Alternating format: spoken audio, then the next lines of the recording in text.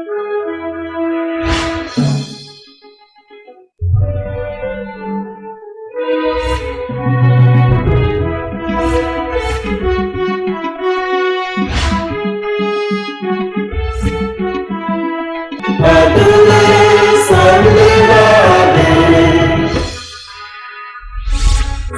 Abuja.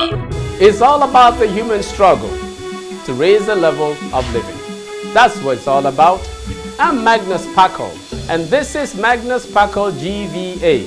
I appreciate you being a part of our show. In view today, sustainable development. Recently, we had Mr. Noble Pepple of the River State Sustainable Development Agency in our studio to share his views on sustainable development in Nigeria and Africa. Are we really on the path of sustainable development south of the Sahara? But before that, in our quick view, we take a look at the oil price benchmark for the 2014 federal government budget in Nigeria. That's coming right up.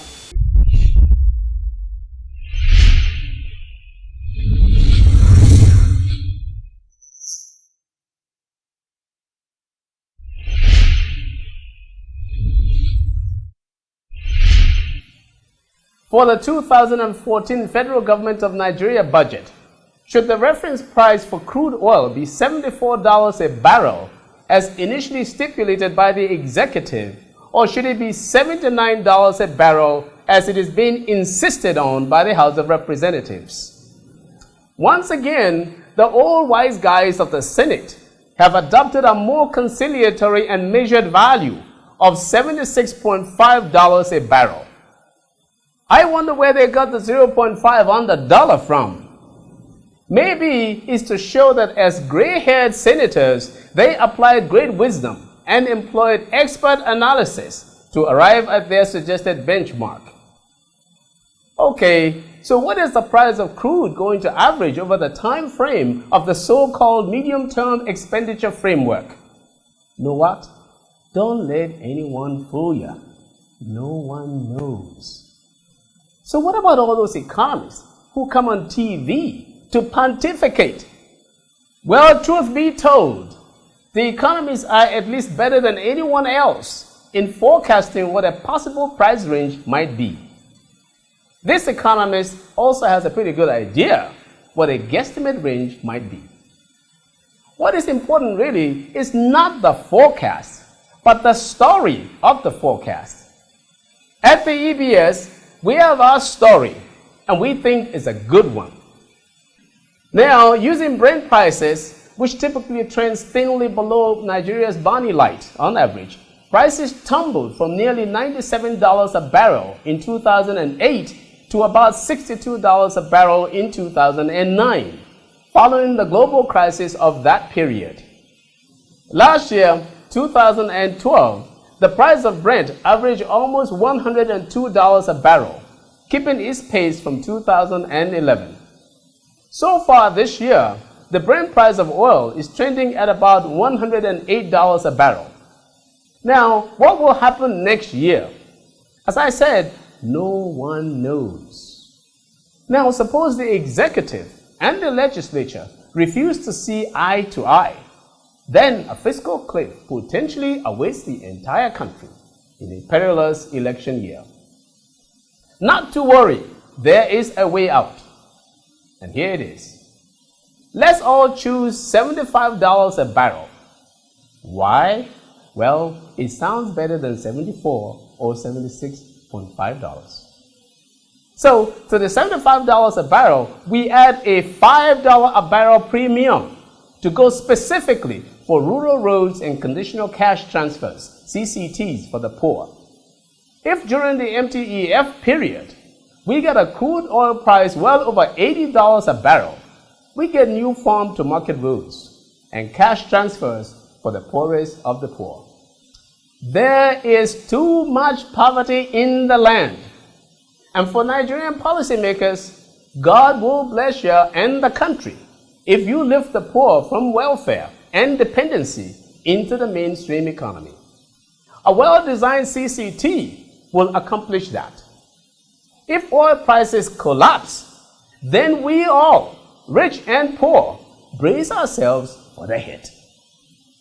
Still in view, sustainable development in Africa. But up next in our hidden economics, what street hawkers and lawyers have in common.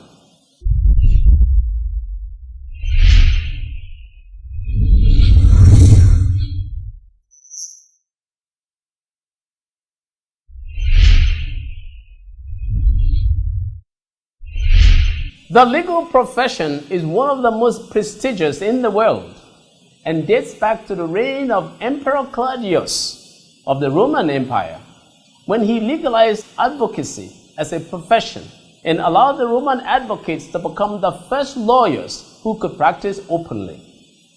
In many countries, street hawkers are still fighting for their right to practice openly. They will probably need lawyers to accomplish this.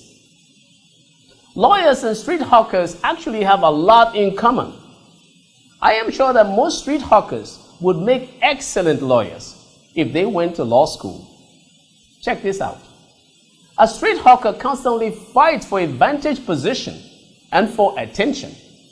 Like most lawyers, they can be very aggressive and competitive. They must win. For a lawyer to attract good future paydays and be able to put food on the table, he, just like a boxer, must be seen as a winner. He must be the champion of his weight class or territory. Indeed, most street hawkers do the same thing. They get so good in their trade that they chase weaker hawkers of the same merchandise to not so popular streets. There are some lawyers who can possibly sell you the Statue of Liberty or the Eiffel Tower. Most lawyers are very good talkers. Indeed, as people often say, they can talk you out of anything. And this is exactly what most street hawkers do.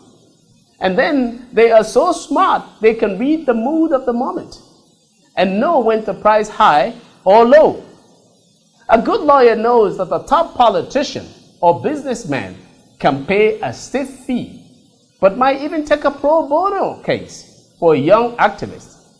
Oh, but even this seemingly free representation is actually not so. It is indeed advertisement for the lawyer, and that's how he pays for it. And then talk of market segmentation. The street hawker, like the lawyer, is also very shrewd. The street hawker knows what cars to approach for a sales pitch. If you drive an expensive-looking car, you most probably will go for a newspaper or books. If you are in a middle-range vehicle without air conditioning, they know that you are a good target for air fresheners and handkerchiefs. Now, if your car looks rickety and broken down, then they try to sell you rat poison. Most street hawkers can see through any tinted car window to catch the eye of the guy in the back seat. Quite often, people wonder if they can trust hawkers or lawyers. Consider this. A tombstone read, "Here lies a lawyer and a good man." A passerby stood and asked, how did they get the two of them in there? Our hidden economics for you.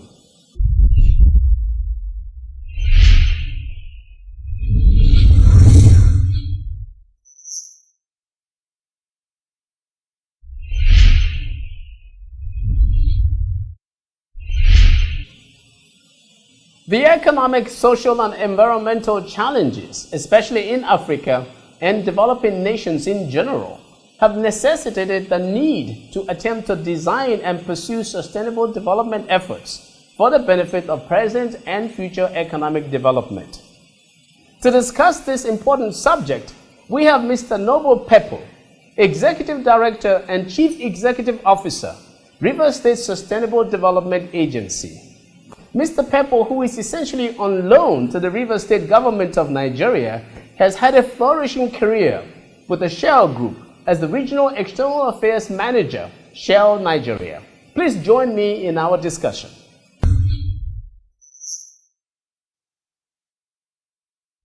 Thank you, Mr. Peppel, for being in our studio. Very happy to have you here. And you are doing such a wonderful job, with the Rivers State Sustainable Development Agency. And so we thought that, with such a key position and looking at an issue so important to the state and to Nigeria, to Africa as a whole, that maybe you could help us shed some light on this so-called sustainable development subject. And so without much ado, what to you is sustainable development? Well, thank you very much for having me. I always take the classic definition of sustainable development, which is development that meets current needs or needs of current generations without jeopardizing the ability of future generations to meet their own needs. Yes. So, in that definition, there are three key components. Yes.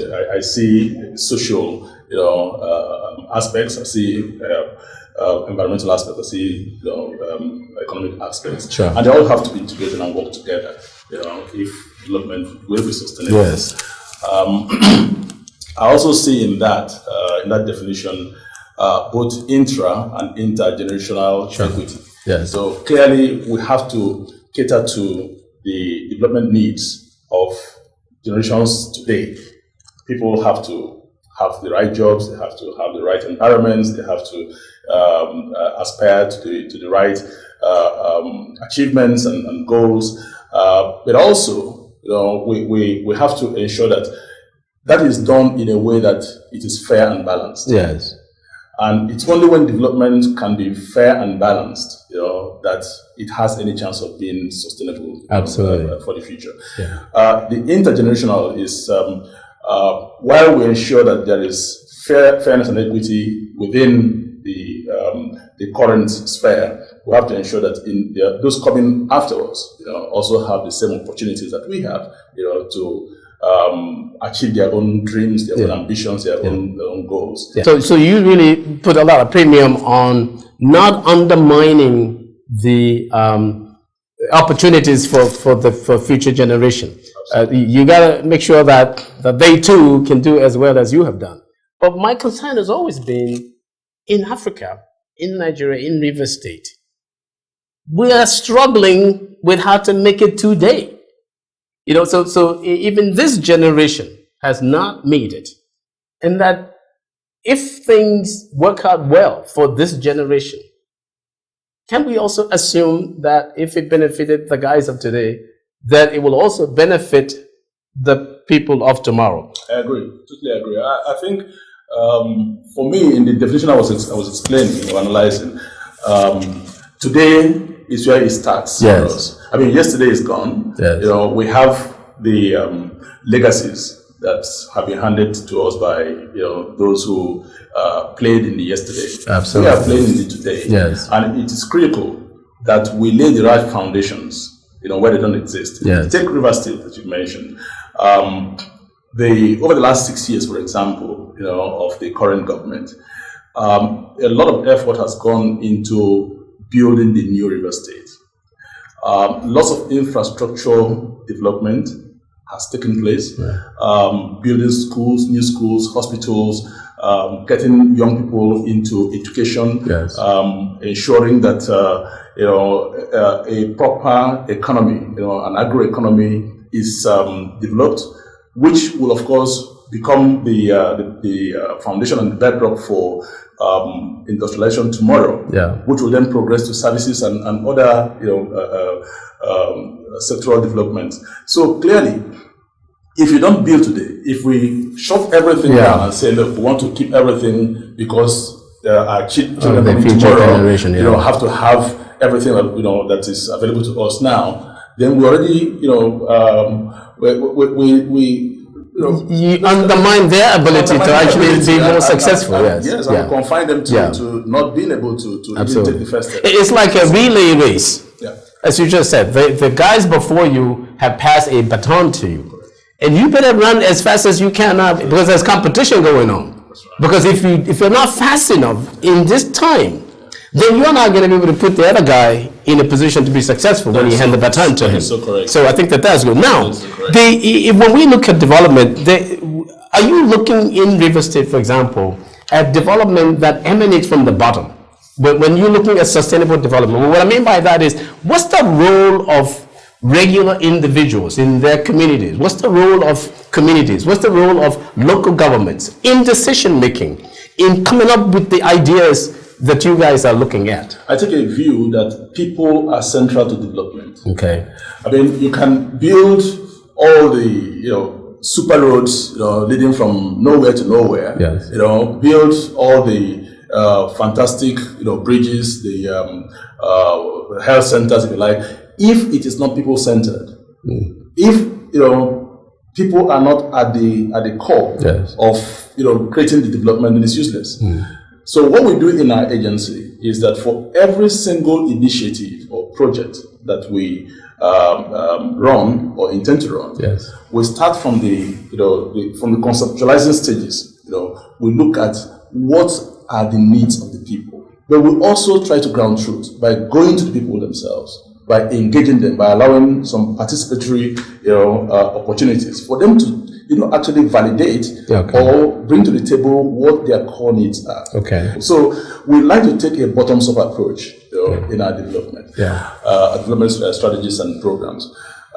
We were set up in the first place, because it was recognized at the time that the agency was being conceived, that institutions like ours were critical, to be established to help begin to channel real development effort around people, around the communities, around the local people. It is people in the communities. Yeah. Those people at the bottom of the pyramid, and there are lots more there.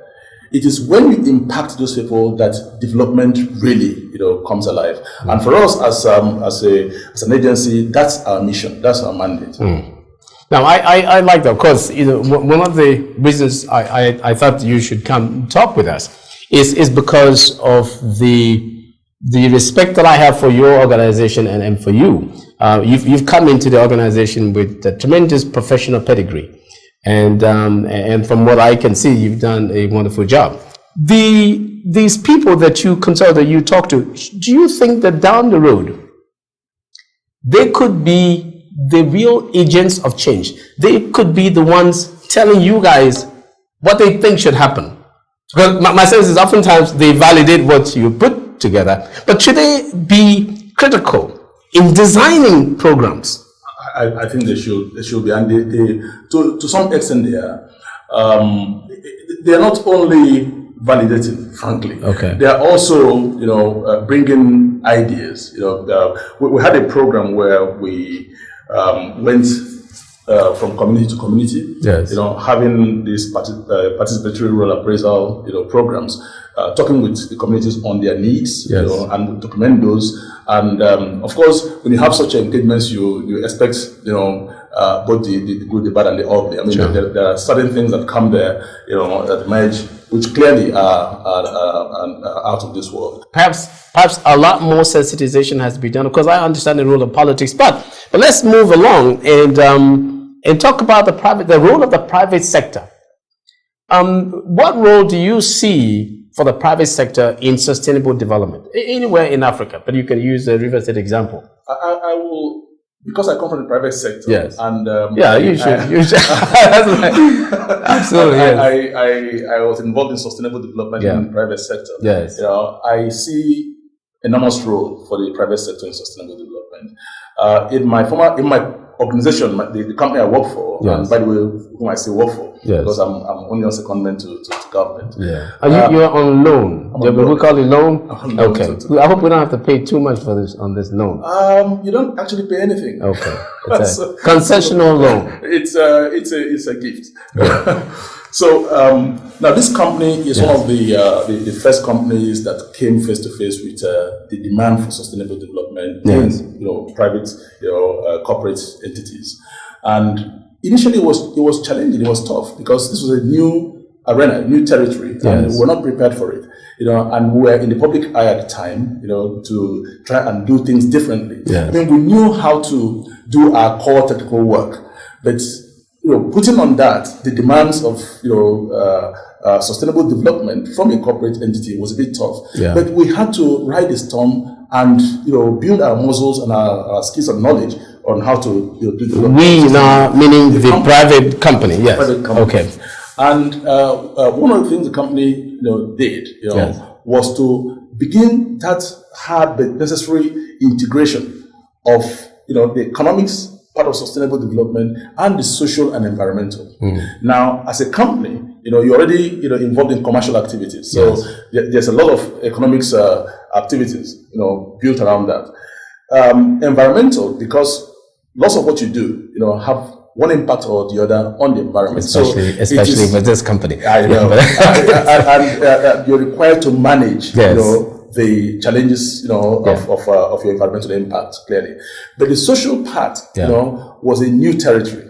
And this is where the whole ethos of having to work with communities more closely, having to sit down with them patiently and discuss, your plans and your intentions in the community, having to take their views into account, and having to design programs for the long term, even beyond the life of the project or the program that you have, during the period, and integrating all of this become critical.